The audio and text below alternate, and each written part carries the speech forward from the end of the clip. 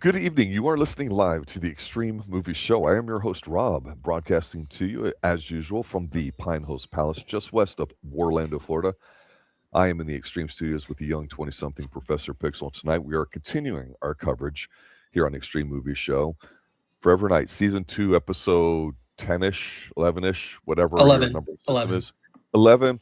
It's a pair of ones, and I gotta say, it's interesting because it's a pair of phrases here. Can't run, can't hide is the name of the title. And we, sir, are going back to Vietnam. But as we get ready to start this episode, and superfan Kevin Dobson, everybody from the Facebook groups and others joining in tonight, I have an announcement, sir, because as everybody might know, even for the newer viewers, we do this completely cold without talking about anything.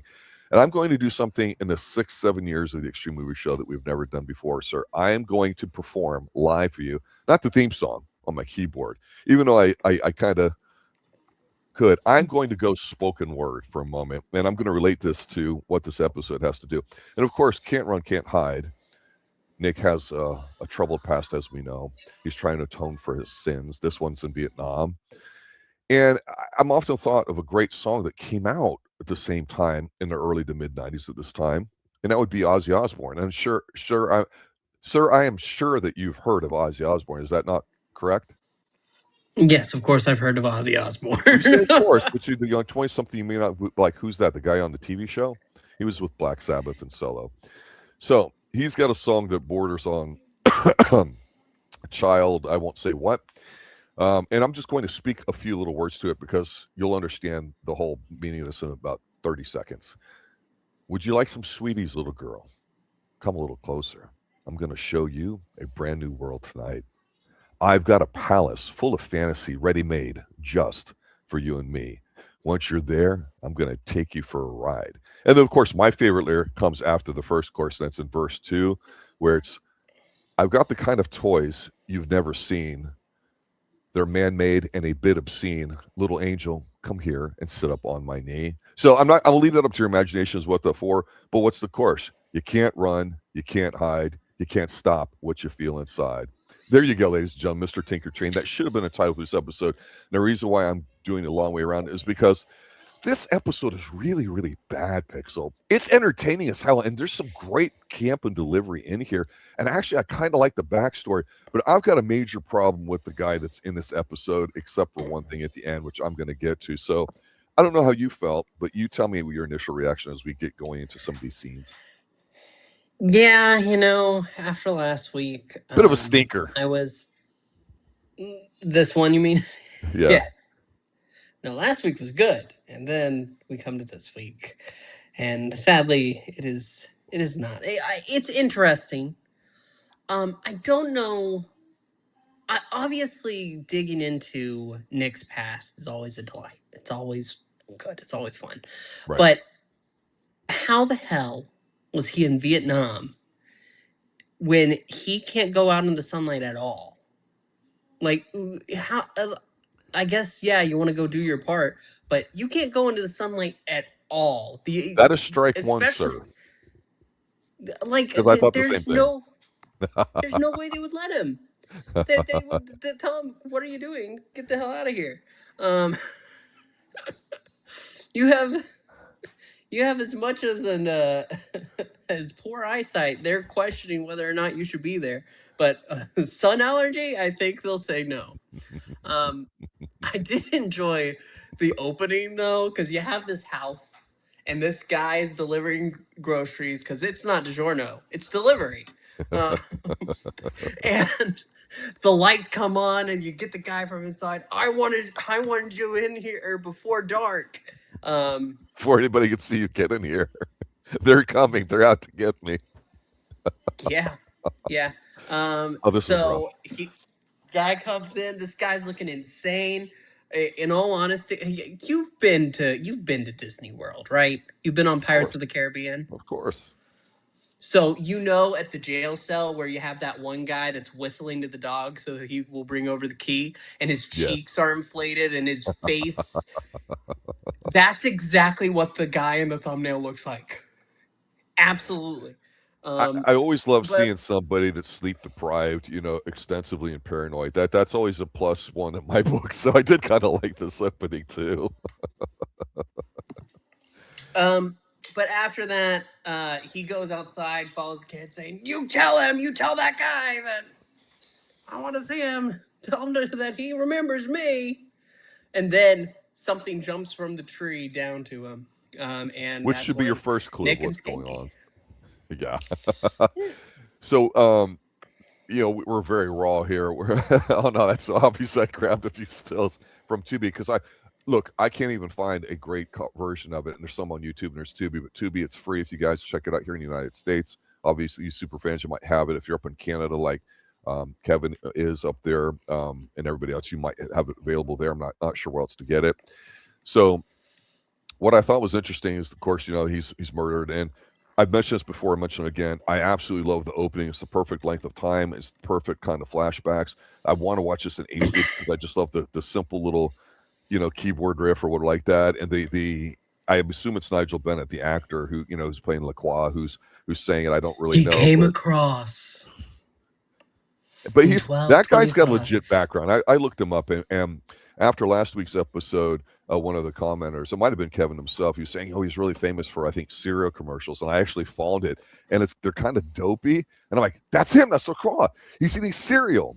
And so when they get there and they're investigating Schanke, and they're looking around, and this episode, Nick, we often say, look, let me step back and make an observation. In season 1, I talked about he's very emo and very moody, and we got to see him with a lot of lit candles and the occasional fog and smoke machine. Not as good as Dark Shadows, but still strongly representing. And his occasional dalliance with facial hair or being clean cut, and his outfits, because I prefer him where he's wearing a trench rather than a cardigan, but that's me personally as a man. But here he's got the intense forlorn, I'm really staring into the future or the past look, and I'm going to put that on display with both cheeks throughout this episode because, man, he is mugging the camera side vision. So here, what you don't see is the fact that they're looking at the house. They look like, hey, Schanke says it's a bit too clean here, and I think the funny thing to us is like, he had all these guns because he was American, right? Because he had like 20 guns. It was just a bit too clean. But of course, everyone misses everything except for that Asian looking symbol that just has to be, I think, on the wall that gives us our first flashback to Vietnam. It's literally a Vietnam flashback. Holy shit. Which I like. That's hilarious. That's incredible. It's literally a Vietnam flashback. Yeah, no, apparently Nick was helping in Vietnam. Nobody saw it. Nobody's like, hey, is this some sort of gang symbol or somebody marking their territory? Nope. It's there in the delicate kind of form. It was almost so ornate looking. It almost looked Japanese. But of course, it's going to be, when in doubt, default to Vietnam. I mean, when it comes to these things here, right? So it's interesting because the psychotic guy that was there, the paranoid guy who got, obviously that shot of somebody coming down makes you think it's a vampire, in my opinion. Not like he got shot, because we don't know and we don't see it. The reason why I picked this second screen here too is because if you look on the right there, it looks like a pair of boobies. We had an adult place called the Booby Trap that's shaped like boobs here on Lee Road in Central Florida. I'm not joking. The building is still there. It's just no longer an adult club. They drove them all out of town, and this thing was flashing a blink, and I go, normally we get the Toronto Sky Dome, I think it is there, in a certain shot. That's the one that the sun rises and sets on. And we've gotten a few places in town, not a lot, but this one had a lot of neon. So I'm wondering, this probably is a real specific part of town or whatever, because we had one that had all the horrors on them when they were going undercover a few episodes back. It looked like that, and it was snowing. That was different. So I just thought this kind of looked sort of neat. So no real reason for this other than to satisfy my curiosity about, oh, wow, flashing neon. This looks different. Let me document it. Because, the next time we review Forever Night again, will be in podcast form, I'm sure, in a couple of years, and there'll be an effort that we can't be too visual on. But the idea here is that they're going to have to go see this guy who is the person that the dead guy wanted to go see, who's like a parole officer or something like that, works with youth people and all that too. So not much going on here. We're still early on. We're still setting up stuff. We still haven't met all the characters. We're getting ready to meet this guy. Thoughts? Here we also get another of the Vietnam flashbacks, because he flashes a little bit inside the house, and then on this drive, he imagines a Vietnamese guy riding a bicycle. And look, he's helping the kids. It's a sweet picture. What's going to go wrong? He's inoculating him against something, probably Agent Orange. I don't really know, and it's and he's playing the nurse basically, right? He's playing a male nurse. Mm-hmm. He's there as a doctor, Yeah. which okay. Here's one issue I have with this. Uh-huh. You mentioned the whole how the hell can you, Nick, be in Vietnam when you can't stand the sun? I let that go. Part of me goes, I thought one thing about Nick I thought we would get more of just because he's so old, even if he's average intelligence, he has wisdom of the ages. This is the kind of guy I thought that would be like a savant in that he probably knows how to play chess. He's probably seen all these things, knows history really well, probably grew up with some of the famous artists. Imagine if Monet was a vampire and that was his personal therapy and that's why he created impressionism. I know that sounds kind of silly, but something creative, artistic in all these different fields. Certainly he could be a doctor, but any of those skills or knowledges that he could have acquired over hundreds of years, he definitely ain't using as a cop because he's kind of dumb. I mean, I don't mean dumb like he's stupid, but just I feel like he should just know more. And here I'm like, okay, this is cool. He's, I guess, like a doctor helping out, and he's great, charming with the ladies when he puts that little Irish accent, and he's like, "Your English is pretty good." Yeah, I learned it there. It's like, oh, you're gonna sweet talk her here. Yeah, this is the calm before the storm. I just realized, why the hell doesn't he work in a hospital? I mean, he doesn't really drink human blood anymore, but ethically sourced human blood. I mean, I don't know. I don't mind it. Look, I have a personal family. I have a personal family member whose parents met in Vietnam. The communists came in, said, "If you don't leave by the morning, you're dead," and took over the town. And the village looked exactly like this. The problem is that in these flashback scenes, it's not that it's not authentic or they don't have Vietnamese people. It looks perfectly fine. The problem is when things start to go bad, it's really horrible here. The thing about this guy that they're getting meet though that really started to piss me off, and this is where I start to teeter. Really, this is just going to be a rough ride for me. Is you get a lot of these affected youths, these children that are probably created crime, selling drugs, prostituting themselves. Basically not doing anything wholesome with their life, and probably in a halfway school, a halfway house, and all that.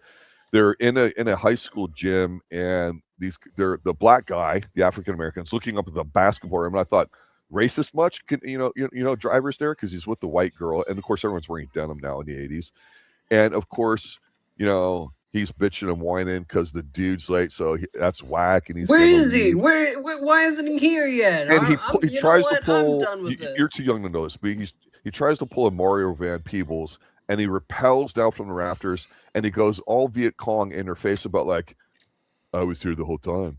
I was never late. You gotta anticipate the unexpected. You gotta blah blah blah. Oh, so this is some sort of message, yo." And I'm like, this is just awful. One of the worst bits of acting I've ever seen on this show. It's pretty bad. I'm not mad, angry.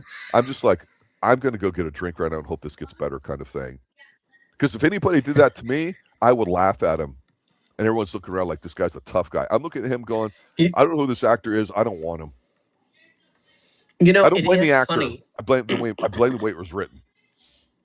Because afterwards he does go ahead. He has a little flashbacks when they're asking him questions, and he's basically saying, "I don't know who you're asking about. I can't help you." But then he has like flashbacks, burning buildings in Vietnam and people getting shot. It's funny because this morning I started out. My insurance is Blue Cross, and so Blue Cross went ahead and texted me today saying June is PTSD Awareness Month. Mm-hmm. It was just so funny because of the episode that we're watching right now, and it's so funny because this episode is going to give us PTSD. I always talk about how First Blood, in the early '80s was like one of the first movies to really cover it. There was hints of it in the '70s in some movies too, especially with people coming back from wartime and having martial arts, not necessarily Korea so much as more Vietnam with Chuck Norris and a few other movies there too. And so I get it. And in the 80s, that was the POWMIA thing was really a big deal. And it was an interesting time growing up, seeing the older generation that suffered through it and how they didn't like the government for it here in America and everything too. And, Orlando, you're essential for it, a guy like myself. We're obviously a majority minority community, and we have a very sizable ethnic population when it comes to Vietnamese, as well as a few other types of Asians. To me, I will say this: as much as I thought this might have been a little campy, goofy, Laurent and Sabine show, it actually got a little serious to me because once this guy, we got the PTSD thing and all that, it's really the fact that he was the part of elite cleanup crew, which meant that, hey, you're roamers, you're going to go through, and this is what they would do back in wars. After the battle was over and you won, you kept a crew around and just put table tap, put 2 bullets in everybody just to make sure everybody was dead, not hiding in dead bodies, stuff like that. Finished the job, cleaning up literally. And this guy was a part of a group for it. The problem is if you grew up in the 80s watching action movies, you go, hey, that one guy's like a C or D level Dolph Lundgren with the hair and all that. No bullets are flying out of any of the guns. The people fall at like half speed. This is like by far the worst shootout of a camp that I've ever seen too. It's as bad as Austin Powers, running somebody over really slowly. It's just it for something that's really mean and vicious. The looking for the Viet Cong wasn't, because that's the thing. This guy has PTSD because he saw all this happen and he was wrong about it. That's why he's in this position now of trying to atone for his life. Hence the parallel with Nick, right? Yeah. Yep. And that's why Nick feels for him in a way, because he's saying, we got to go get this guy. I know what he's done. But even though like he does that, he's like, well, yeah, but he is working with the youth now, and he's doing his best to do good. Oh man, he gets kind of torn up inside because he knows something is up. So over in Vietnam, who else could be there? Who else? Can you tell me? Well, I mean, Nick's playing the doctor. His crew, the cleanup crew, caught him, and he's like, they're kind of having a nice little exchange there, being angry. So obviously Nick knows the guy, right? So that's kind of cool, but the guy doesn't recognize him, or he might later. So the thing that made me laugh, a giant OMG totally comment, is the fact that it's one thing for them to be looking for the Viet Cong and to leave the town alone, but the cleanup crew's got to make sure there's no Viet Cong there, right? No baddies, right? So of course he's getting all mad, and who have we need to get more of in here to make the episode even funny? We get LaCroix, because we find out, and it's kind of funny the way he explains it to it. He's like, that's why I'm just taking a drop from each one instead of draining one. And they have scruples. And he's like, is it your perversity? Is it your? And I'm just like, these lines are fantastic. This makes me want to be an actor, because I always wanted to just act like this, where Nick looks over his shoulder and he can't stand LaCroix. And LaCroix is just verbally berating him with a snicker on his face. I'm loving this. This is fantastic. Chew the scenery, sir. Chew it. That's right. Chew it and just,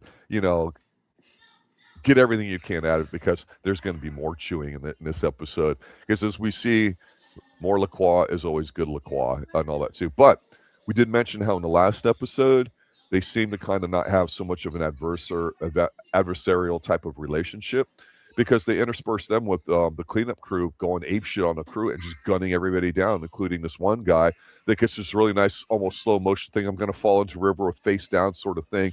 And the only way a low budget late night TV show could do. So they did do a good job with this, because I thought here, hey, with the fires and the guns going crazy, it is as cliche as it sounds, it was effective in going, oh, okay, now I get it why this guy wants to kind of atone and all that. Now I get why Nick's sensitive, because we know he is. And the guy's sitting there where everybody's getting shot. He's got that look on his face. I'm like, okay, you got me. First appearance wasn't very strong to me. I don't like the repelling, gimmicky kind of thing from the war.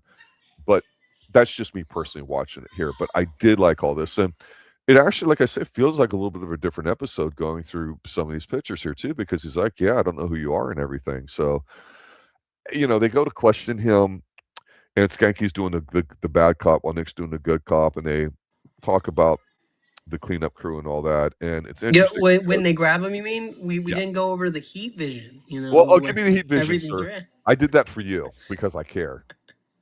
Yes, yeah. Whenever they go into the house, they go ahead and because he does a runner, as Nick suspected that he would. And Skanky goes in. Oh crap! He goes ahead, tries to do the lights, can't work. But Nick has his heat vision, his vampire vision. When in doubt, he's vamp looking out, in. baby. Give it to me. And he goes ahead, he senses it over there, and he calls out to Skanky.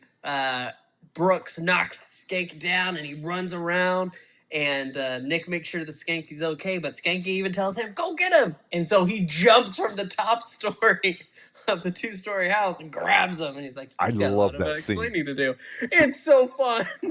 But the editing is obviously guys, running on in front of a projection screen with Nick jumping down, right? Because then of course Nick pops up right in front of him like in one take, like, "Hey, I jumped down and now I sped in front of you." But you know what? I do like practical effects like that. I can't stand CGI. Maybe I'm not as good at spouting as other people, but there's just something about the human eye that even if you have a projective screen, the fact that you're capturing somebody doing that is there. And the interesting thing about older stuff, it still uses film. So you could take the masters of Forever Night and get a 4K Blu-ray out of it. I mean, a high def, high compressed thing. When you start filming in digital, late 90s, early 2000s, and it became the mainstream, you can only get to a certain count in it, and you can't get like a super kind of print to it. So there's this give and take with, well, hey, film, I could maybe do an 8K one, because at some point, maybe 10, 20 years from now, they might do it for more fluid motion, let's say, or whatever, and you could draw it on old stuff. That's why I'm like, just give me the friggin' HD copy of Forever Night. I'll enjoy it even more. I'm sure it'll look better too, but yeah, it was a cute, fun little gotcha sort of thing, because we've seen Nick do this before. So not necessarily new, but effective nonetheless. Yep. And then, yeah, you're right. They get him in the station. They kind of grill him for, well, your real name is actually whatever it is. What is it? Drake, Travis Drake. And they're going ahead. You ended up coming over here. You changed your name, and all of this. Yeah, no. And pretty much, Drake has some friends in high places. He says as much. And after Nick goes, well, in between that, Nick goes to the Raven because he has some questions. How did you know they were going to the Raven? Before you saw the Raven, how did you know? There's two ways to see this. It's so obvious.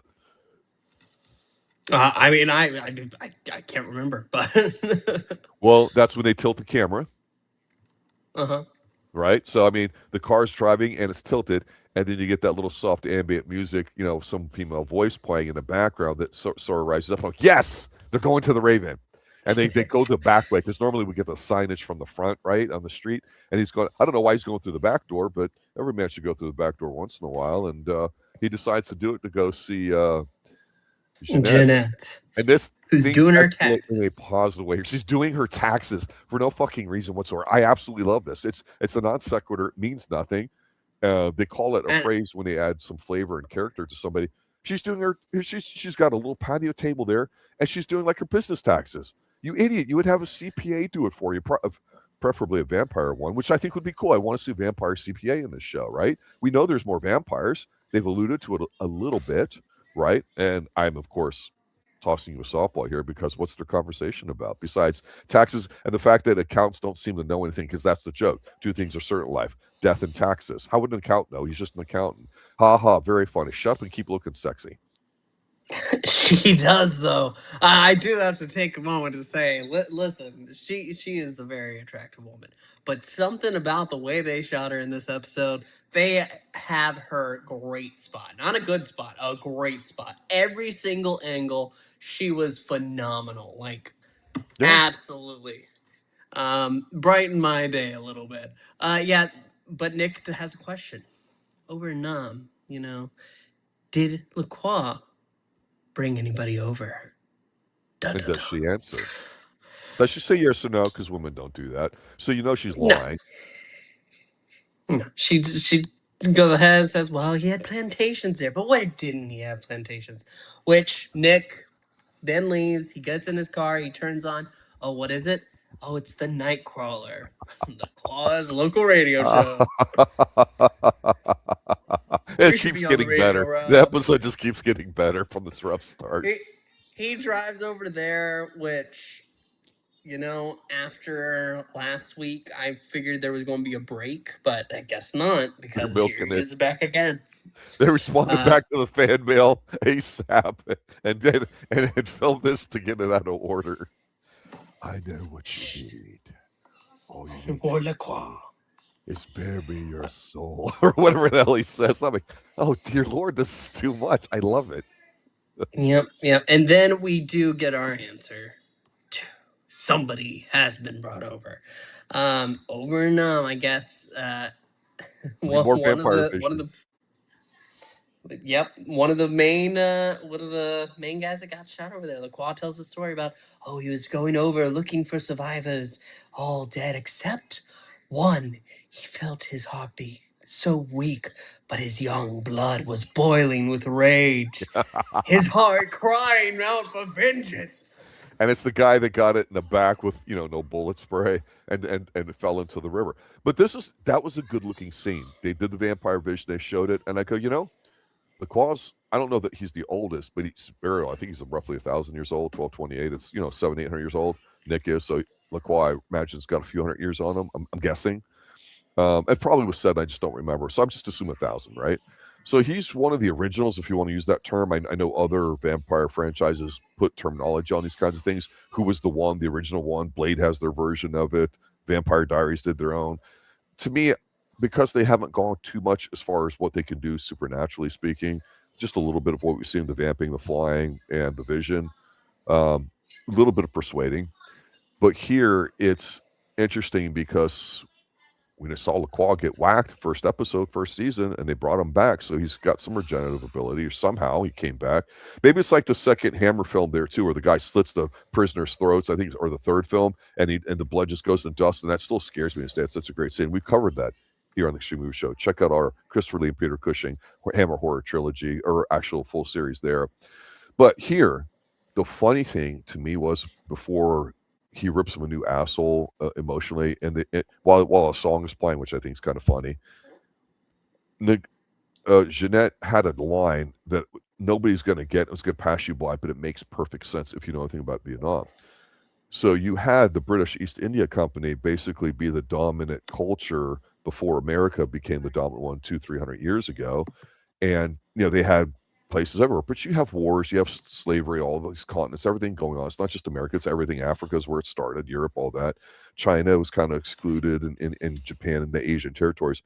But the French had a great fleet at one point. They had a lot of people going everywhere. I say flying, but using boats. And so there's a line that Janette says that something just as an afterthought about LaCroix. Well, there's many plantations there. He always thought was better when it was French.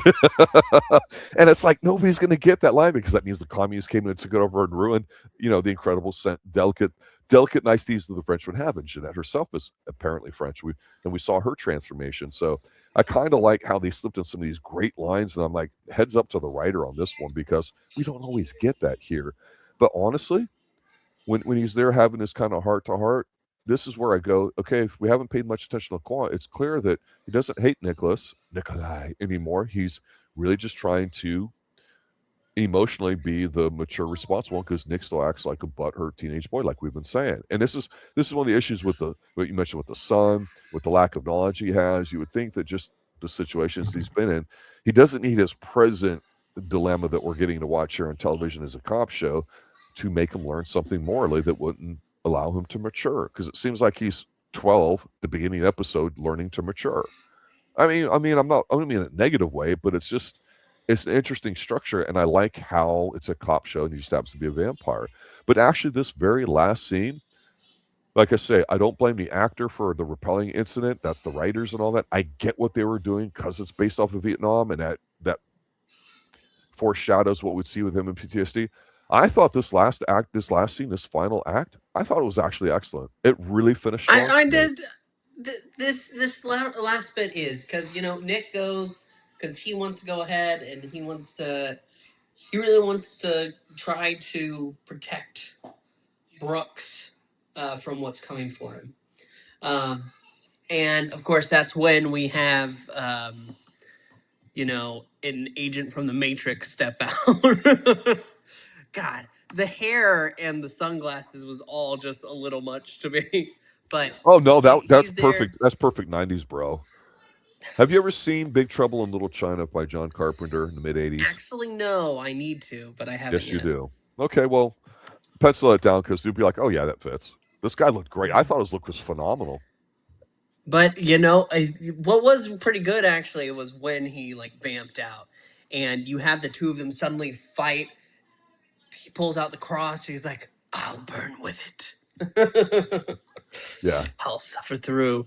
And so they go ahead, they start fighting. And this is the part that really bothered me because Brooks goes ahead, he pulls out his gun and he says, "Are you the VC?" Which is what they were asking throughout the village before it became just kill them all. Are you the VC? And he says yes. And Brooks says, "For what it's worth, I'm sorry." And then he slowly turns the gun. Of course, they pan away, but the gunshot. So he kills himself. And after that, the Vietnamese vampire says, "Well, my work here is done. You should go." And he opens the garage door, cooks himself alive. Or undead. It was done well, and the fact that they went overboard with the guy's hair and the sunglasses at night, it's to really make him look Asian, and the guy is. And I like the fact that even though this guy was only been a vampire for 20 years, he was on a mission, and so of course LaCroix turned him and used him to fulfill this kind of thing because LaCroix himself was kind of feeling bad about how things went down. He was legitimately kind of like, yeah, I had a his own way of saying he had a crisis of his conscience or whatever like that. And this is his way to kind of make it, work. So it wasn't like this guy had been around a long time. But as soon as the guy dies, it's interesting because this he literally doesn't feel like, if you ever cross me again, Nick, I will kill you. I'll hunt you down to the end. None of that.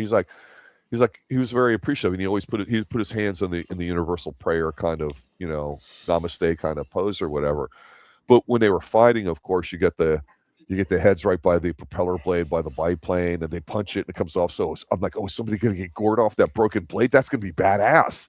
No, we get the typical, hey, the misfired shot that tells us as a viewer that sunlight is coming through, so someone's going to get God. All of the very first Hammer film with Christopher Lee and Prater Cushing, 1955, 58, like that, from Hammer Horror Films. Go check that out in our review here on the Extreme Movie Show, because all horror films with vampires rip that off. And in here, I like how he just was like, okay, my job here is done, and he whacks himself. And when Nick's getting ready to go through the underground pipes there, and he looks up, they look at each other. I was like, you know what? This guy was a nobody in the episode, completely forgettable. And then he shows up and you're like, okay, he's this guy. He did a great job. And I actually, again, the actor who did the job of the main guy here, I didn't like, Rappel, PTSD guy, I thought was great there. He's watched these two guys, and I go, wait a minute, he's not freaking out because he's got two vamps. The shit he's seen at Vietnam. Maybe it would have been cool if he was a Vietnam hunter or a vampire hunter in Vietnam or something, something to allude to it, because now we've got more of LaCroix. We got more of LaCroix turning somebody else. We've got LaCroix going, well, he has his eccentricities or whatever she says about it, alluding that, yeah, he's definitely turned people, but we don't know the full of it or whatever. So I thought that was a very strong finish to the episode too. Like I say, sometimes it can start off kind of wobbly, but boy, they hit the cycle on this one and finished with a home run, I thought. Yeah, actually looking back, because we started saying, this one wasn't really like great.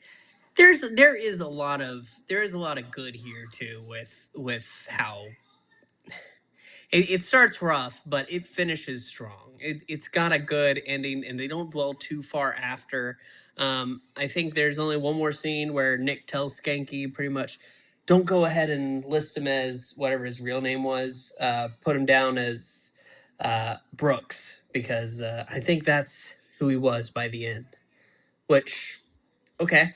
And one thing too about that, obviously, the captain comes in and she basically, earlier in the episode, she had mentioned to them how much this person was looked positively upon by the community because he's working with disadvantaged youth. And if you've ever worked with a disadvantaged population of any kinds, whether it's autistic kids or ones that have records in their backgrounds and all that, I'm talking here in the United States, generally speaking, there's a lack of structure somehow, some way, for whatever reasons. And first they used to provide them a safe space and a structure so you can maybe teach them some life skills if they're willing to learn and that stuff. So there is a rehab part of the show, which is really what Nick is doing himself, right? He's trying not to kill. He's trying not to drink blood. Natalie was trying to teach him how to, not drink blood and find an alternative. And we get teased with it, then it goes away. It's not the main focus, right? And superfan Kevin Dobson's mentioned to us that, hey, each of the 3 seasons are hugely distinctive. And as a first watch for you and I, we don't know what to expect. And I definitely agree with him that this season's been different than the first one. It's been more memorable to me in terms of the characters. The plots are, they're there. They would if there need to be. But I do like the fact that there's a bit of a cynical, dark ending here, not because the guy wants to take his own life to atone for his sins, right?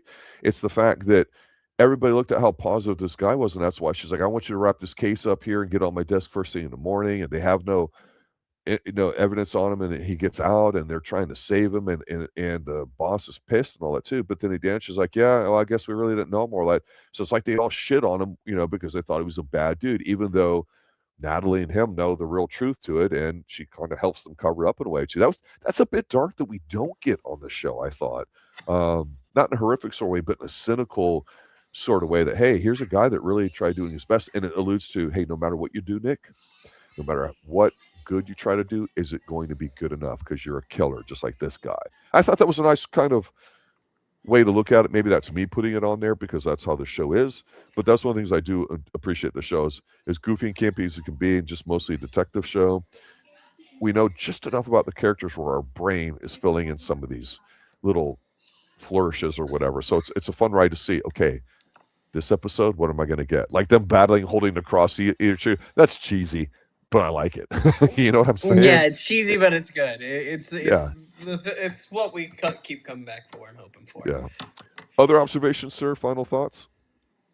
Other than sometimes, and in all of our reviews, sometimes there comes a point where you're thinking about an episode one way, but the more that you talk about it, it can evolve how you really think about one. Because I came in, like I said, this one's okay, but I'm looking at it a little fonder now that we are actually going through each scene and talking. It's good to have these. It's good to be here with you, Rob. I'm glad to be here. There's a therapy element to it because to me, it's kind of the whole idea. You'd see a show, talk about it. I remember trying to watch this in the 90s because I used to work graveyard shifts for years. And I was like, oh, this is cool. This is a badass idea. And, you and I have done Dark Shadows, Twin Peaks.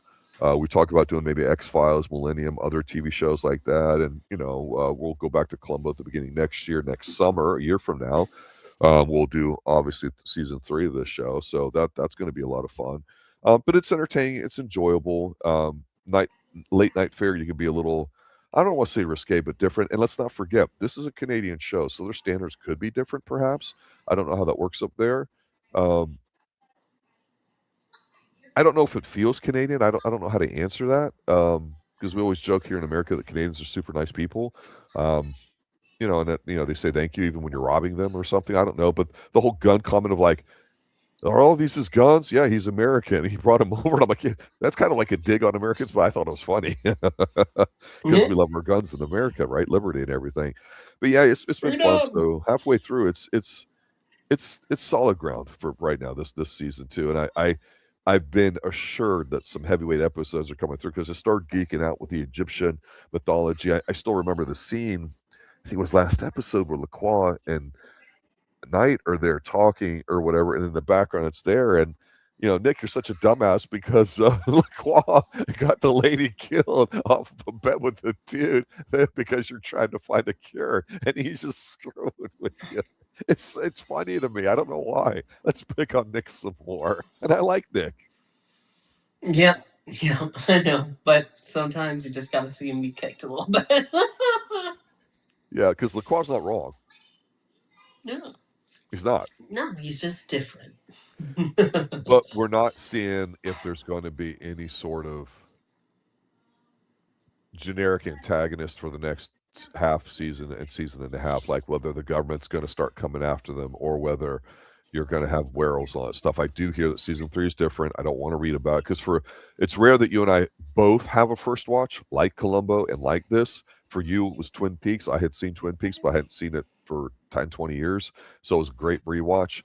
But that's one of the fun things here too, is that we're both catching on the first time, because I agree with you. It is pretty fun. It makes me think about it differently. Like, am I wrong about this? And you being a generation younger than me, I don't have no idea what to expect too. So yeah, I want to thank BBS shop here in Savannah, new members popping in here and all that. Obviously, if you guys have any comments, questions, that's great.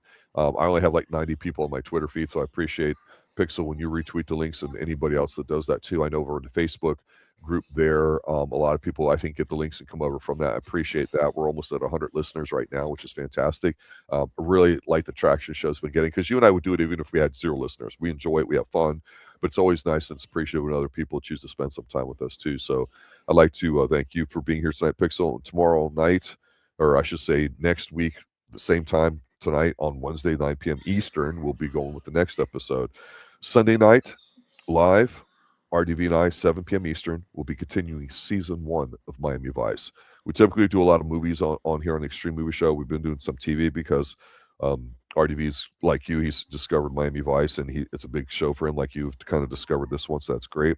And then Tuesday night, we will be live with Gator, the sequel to White Lightning from Burt Reynolds, 8 p.m. Eastern, Tuesday night next week, too. So thank you, everybody, for showing up.